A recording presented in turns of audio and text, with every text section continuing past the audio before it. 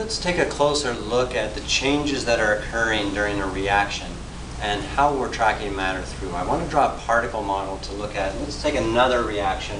Sodium metal reacts with oxygen gas to create the solid ionic compound sodium oxide. So we've balanced this now. I have to make sure all of the atoms here are over here. And so what do these coefficients mean again? That says I've got 4 sodium. And let me make oxygen red.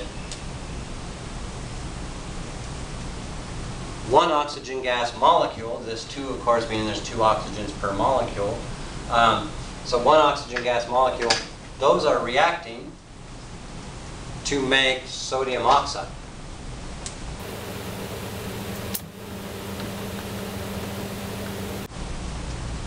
So here's my balanced chemical equation. What this says is, here is the change that occurs. When I mix these together, it says they are going to change in this manner. For every 4 sodiums that react, 1 oxygen molecule will react, and I will get 2 of these compounds.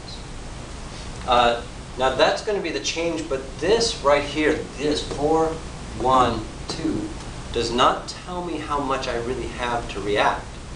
This tells me I'm going to mix some of these, and they're going to react in these ratios. 4 to 1 creates 2. That's the ratio, but it doesn't tell me how much is reacting. Really, it depends. Am I taking a little tiny chunk of sodium? Am I taking a lot of sodium? Do I have a lot of oxygen to react? So I need 2 things to track matter. I need this balanced equation to tell me how it's going to change, and I need some starting point that says how much, what quantity is going to react. And again, we count quantities in moles, so I need to find out, okay, how many moles are going to go through this change. So that's how we're going to do our chart. So we're going to take, and let's rewrite the equation.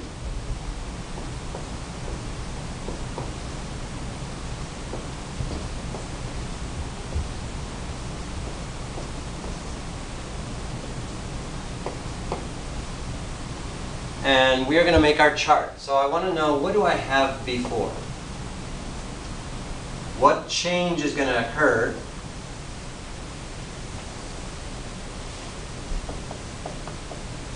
And then what is remaining afterwards? So what do I have? What's changed? For the change, I'm going to use this. Here's the change that's going to occur. 4, 1, there's a 1 there. Those are going to take place here. But to count before that, I'm not even going to use those ratios. Let's say I have 13.4 grams of sodium. So I've got a certain amount. Now I've got a starting point. I'm going to take all of this sodium and react it completely that way. So now I have an amount that reacts. And of course, I can't put grams into this chart because in this chart we're tracking molecules, we're tracking quantities. If I'm taking mass, I've got to turn it into quantity first. So I'm going to set up my ratio, that is X moles, as sodium has a mass 22.9 grams per 1 mole. So I set up my ratio. I'm going to convert grams into moles before I come in, and that is 0.583.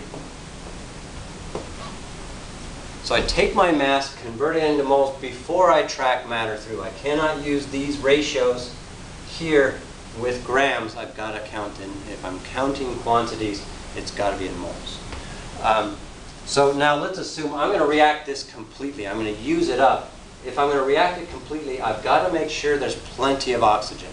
I'm not going to run out of oxygen, so let me make sure I have excess. How much oxygen do I have before? I've got a lot, excess, enough to use up all of my sodium. How much of this? Well, the reaction before I start, there's no changes occurred yet. I don't have any sodium oxide. So now what's going to happen? I'm going to react. I'm going to completely consume my sodium. That 0.583 moles is gone. Afterwards, done. It's completed. Okay, so how much oxygen gas am I consuming? Well, for every 4 sodiums that react, 1 oxygen, so 4 is to 0.583.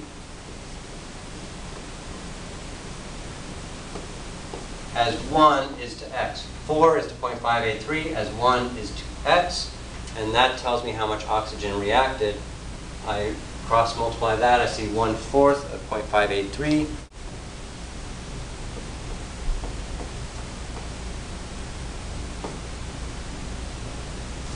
I react 0.146 moles. Notice I'm putting a negative sign here because these are my reactants. These are being consumed. So I found out how much oxygen reacts, assuming I started with something more than 0.146 moles in here, so I have leftover. Now, how much sodium oxide is created? Well, let's see. 4 is to 0.583 as 2 is to x.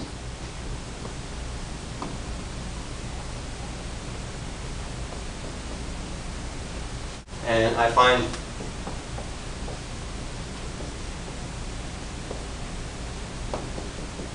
here's my separation. Reactants are here, products are here. So how much is created? I have gained 0.292 moles of sodium oxide.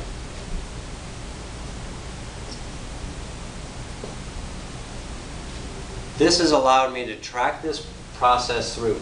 I needed two things. I need to have a balanced equation to tell me what change occurs. I need a starting point. How much am I going to react? In this case, I had a certain limited amount of sodium, plenty of oxygen. The sodium told me how much is reacting. With that, of course, I can find any of these. If I've got those two things, a starting point, what reacts, and a balanced chemical equation, I can find the amount of any of the items left over after the reaction. Let's do another problem. Okay, here's another problem with a different starting point. So I've got what mass, I'm looking for mass, of potassium chlorate must decompose to produce 42.5 grams of oxygen gas. So what I'm doing is I'm going to decompose potassium chlorate. Potassium is K+, chlorate is ClO3-. This is a solid. It's going to just decompose, which means I don't need another reactant. It's going to form oxygen gas. And of course, what else is there? It's going to form potassium chloride. So I've got an amount that I need to react, but I better balance my equation first. And if I do that, I find it's 2, 3, 2. That's the change that's going to occur. When two decompose, two compounds, I get 3 oxygen gas molecules, and I get 2 potassium chloride compounds. So there's my balance equation. That's one of the things. Now I need how much is going to react.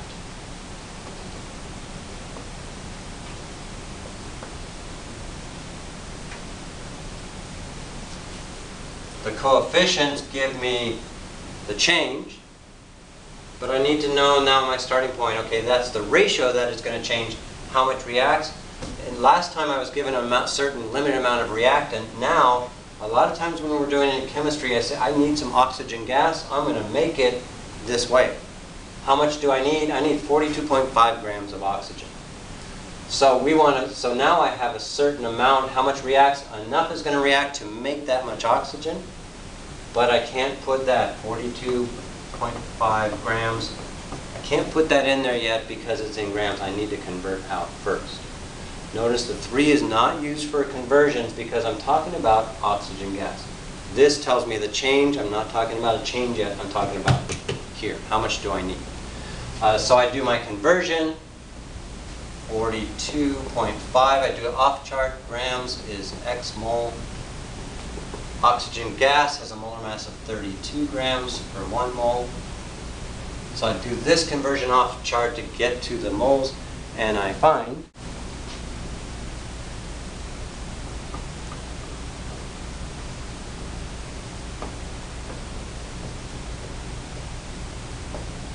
sometimes I'll label these things moles, especially when we're first starting out, to make sure, oh, I've done my conversion. I didn't accidentally put mass in here. I've done moles. So I find doing the conversion, how much is 42.5? Oh, that's 1.33 moles of oxygen gas. That is what I want to create, 1.33 moles. Well, let's find out. So how much of this do I need to react? 3 is to 1.33, as 2 is to x.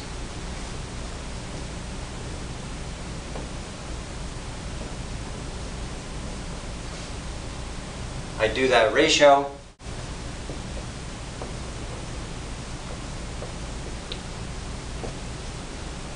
In order, because of the change, the way it occurs, 2 compounds create 3 oxygens. I need to react 0.885 moles of potassium chlorate to get 1.33 moles of oxygen gas. So I need to start with at least that if I'm going to take all of it and consume it. Now I found it in moles. The question asked me, and that's why I underlined mass, the question didn't ask me for the moles, it asked me for the mass. Last step we need to do then, so now that we've got this, let's convert back out. Let's take this moles, this is how much is going to react. Let's convert that to mass. To do that, again, we don't use here because now we're no longer looking at the ratio of the reaction. I say how much potassium chlorate, not 2 potassium chlorate, how much potassium chlorate do I need? And I look up potassium chlorate, its molar mass.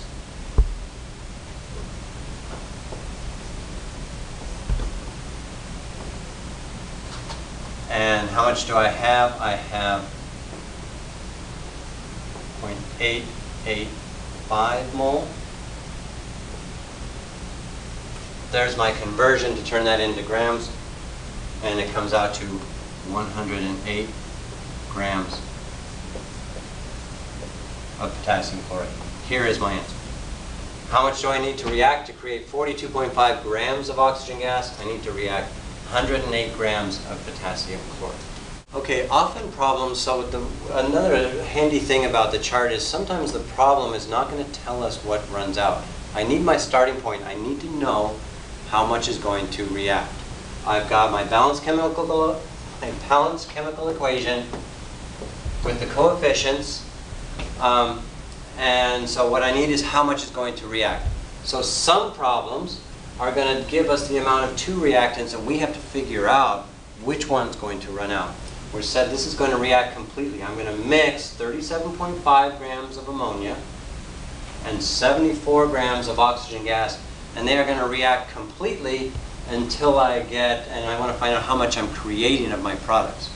Now when I say they're going to react completely, that doesn't mean I'm going to consume both. When they say they're going to react completely, I'm going to react them until I run out of one of them. So what I need to find out is which one is going to run out. So of course they're in mass right now. I need to convert first. So we're going to use how much do I have? So what do I have before? I've taken these and I've converted 37.5 grams of NH3. I've done my conversion. Here's the molar mass of NH3. 2.2 moles of NH3. So what do I have in my mixture? 2.20 moles of NH3. I've done the same thing, 74 grams of oxygen, and I've done my conversion. That's 2.31 moles of O2.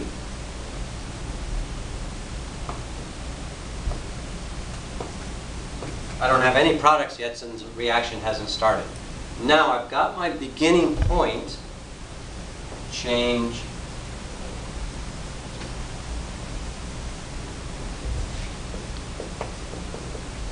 I need to find the change. I need to find out what is reacting. I'm not going to consume both of these. One's going to run out first. I need to find that out. Now, it looks like oxygen's used at a little bit greater rate. 4 ammonias react with 5 oxygens. It's hard for me to tell right off which one's going to run out first. I need a little bit more oxygen. I have a little bit, but do I have enough?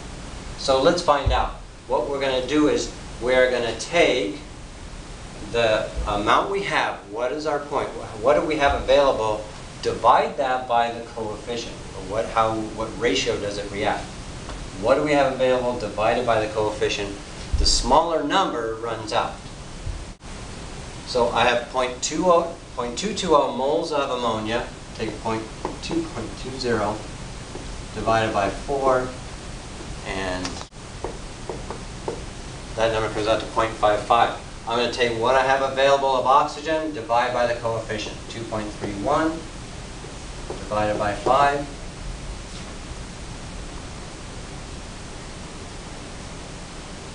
0.462. Whichever number, so this takes into account how much do I have and at what ratio is it being used.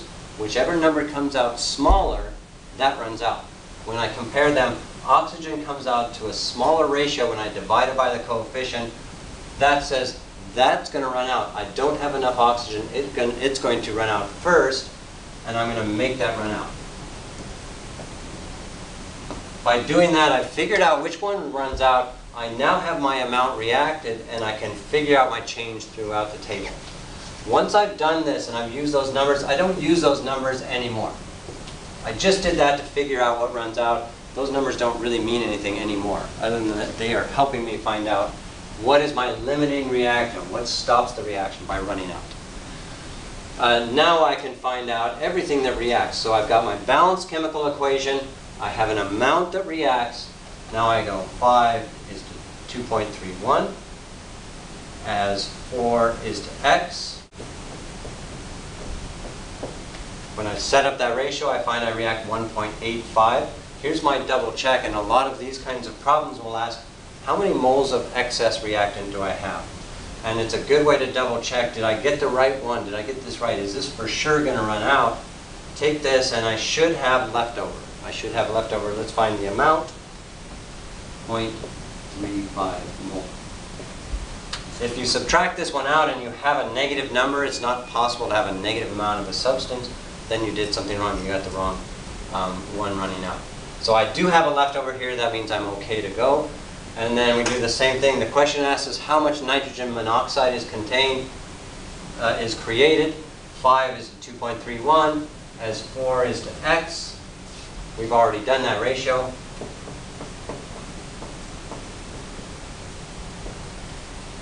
I have found my nitrogen monoxide created. I have 1.85 moles created.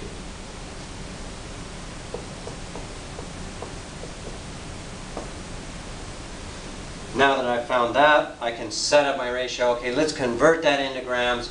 1.85 mole of NO, x grams.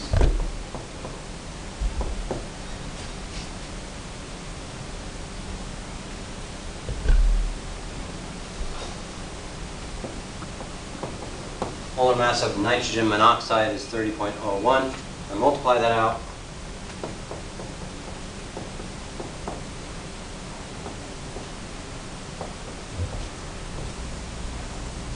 And I found my answer. So we've now worked these and used these charts several different ways. But it's always constant. I have a balanced chemical equation. I work through my problem to figure out, okay, how much is going to react, and then I use those coefficients to find the change to track what's left over afterwards.